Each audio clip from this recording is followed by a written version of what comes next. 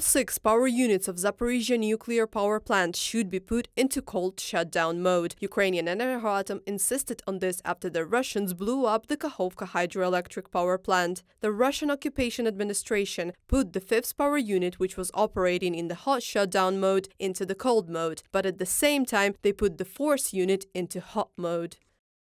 The occupiers continue to commit criminal acts. They are once again violating the requirements of the operating license issued by State Atomic Energy Regulatory Committee of Ukraine to put all units of the plant into cold shutdown, as well as IAEA requirements. This is conscious and deliberate violation of Ukrainian and international legislation. Inevitable punishment awaits the Russian invaders. Petro Kotin, president of the national nuclear power generation company Energoatom, from an appeal to the Office of the Prosecutor General of Ukraine.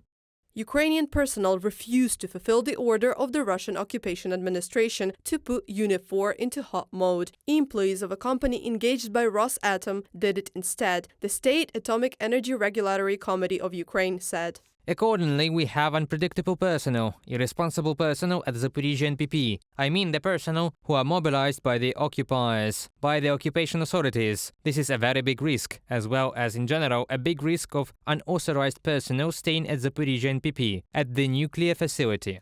According to Ukrainian experts, the presence of military equipment, weapons and explosives on the territory of nuclear power plant and in the engine rooms of the power unit poses no less danger. On July 23rd, experts of the International Atomic Energy Agency found mines located in the buffer zone between inner and outer perimeter fences of the facility. Director General of the International Atomic Energy Agency, Rafael Grossi, said that the presence of such explosives was incompatible with IAEA safety standards and created additional psychological pressure on plant personnel. But Russia ignored his arguments. So far, IAEA inspectors have been unable to gain access to the roofs of the ZNPP reactors and their engine rooms. A team of international agency specialists have heard explosions somewhat close to plant over the past few days, Grossi said.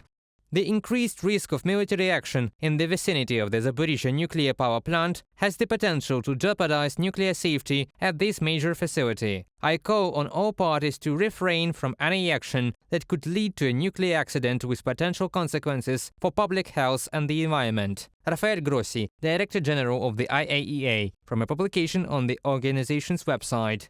In such a situation, Ukrainian experts estimate the risk of an accident at the power units to be as high as possible. No reliable connection to the power grid, no reliable source of water supply, emergency preparedness and response system lost, crisis center not functioning, external crisis center, radiation monitoring system is down.